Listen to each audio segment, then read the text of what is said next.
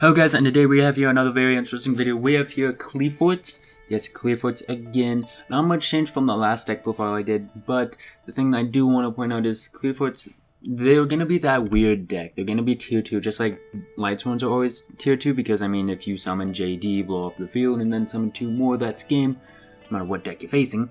So this deck is going to be just like that. You summon towers, and then you can win just by summoning towers. And so this deck, it's just going to be that wild card, this format, that just does well sometimes, does well, doesn't do well. So it's nonetheless going to be a very good deck to play. So let's just go in. We have 3 Monolith. Monolith is the bad person here. He's what makes towers broken, because summon towers with him on the field, get to draw 2-3 cards. And that's just crazy, because you just get more fodder that lets you go off even more and give you more fodder. So Monolith is just what makes everything really bad. Scout is the horde of the deck. Pay 800, search a Qli. 2 towers, they will clog sometimes, but nothing's better than having double towers on your opponent, because then you just become immune to anything, pretty much. So double towers, unaffected by spell traps, and activate effects from monsters whose level is less than him or rank is less than him, and all special monsters with 500 attack and defense. Best way to get over him, Destiny Hero Plasma, because he has a condition effect. He has a condition effect that says that it's a skill drain. It's a condition effect that is that of a skill drain. Because it's not activated, towers will be affected by it. So best way to get over towers is Destiny Hero Plasma, because then you can use Destiny Plasma's activate effect to target him and take control of him, or to attach him to Destiny Hero Plasma. 2 stealth and 1 shell, those are the other tribute monsters. Stealth, of course, is just great because it's just like bounce stuff and your opponent can't respawn, so it just goes, lets you do whatever you want. And shell is just like, I'm gonna go for game. I'm just gonna attack with twice with 2800 attack, that's piercing. So shell is very good. Just this deck is always just trying to either summon towers and go for game, or just go for game as quickly as possible. And then we're running 3 Helix and 3 Carrier. They are pretty much the heart of the deck, honestly, because without them, you're not going to make as good of a place, because you won't be able to bounce monsters, you won't be able to pop back row, so they are very necessary. Jackie, of course, 3 upstarts, 3 Summoner's Art, 1 Pot of Riches. Could go up, but I don't see too much of a need. And 3 Duality. Duality can sometimes go if you're going for a special summon, but if you are going for the special summon and you already have your cards, that means you already have the cards you need. For when you don't have the cards you need, Duality is just there, that's it, and it's just great. MST, just 1, just for the mirror match or whatever. 2 Wavering Eyes, just great if you open up with anything that isn't Scout, but open up with 2 Pendulums, so that way you can destroy them and get your Scout really easily. And great for the mirror match, of course, great for the mirror match, or if you're facing Ignites or any other Pendulum deck. Sacrifice, of course, gotta run one of that.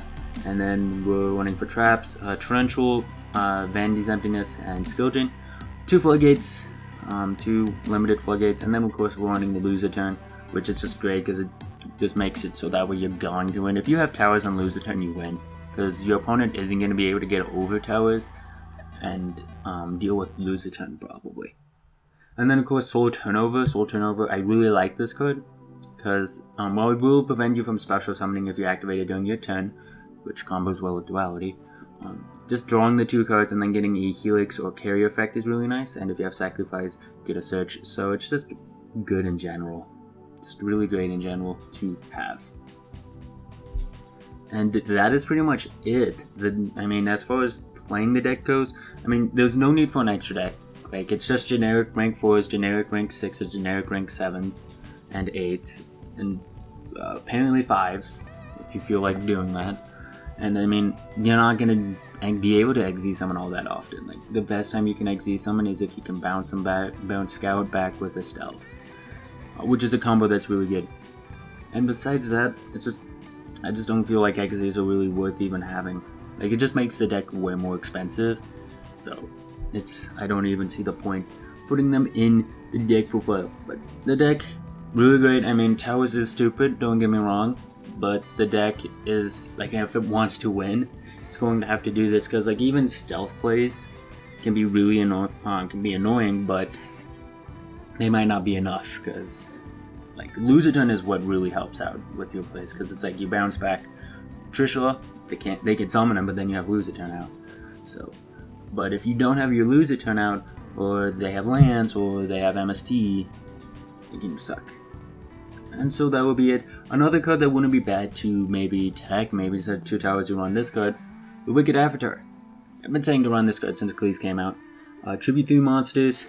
It has an activated effect that your opponent cannot activate spell track cards until the end of their second turn after this card is normal summoned. So it's summoned, it activates its effect, and your opponent can chain trap cards and whatnot. And if they don't have anything, then no spell trap cards for multiple turns on your opponent's side of the field. So you just kind of win, because if you're facing Necros, they just lose because they can't Ritual. And if you're facing anything else, like Shaddolls, they can Fusion.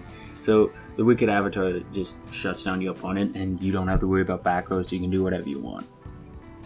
And he also has the highest attack, 100 points higher than the highest face-up monster attack, except for himself, which is really great, because if you can get out towers, he will be at 30, and I believe he will be at 31. So that would be just great to just pummel in, and if your opponent has an even more powerful monster, the Wicked Avatar will always be stronger. And so that shall be it for this deck profile. Hope you guys enjoyed this deck. It's gonna be around. It's not gonna go away anytime soon. So, yeah. Hope you guys enjoyed this deck profile. Don't leave a like, comment, and subscribe. See you guys later.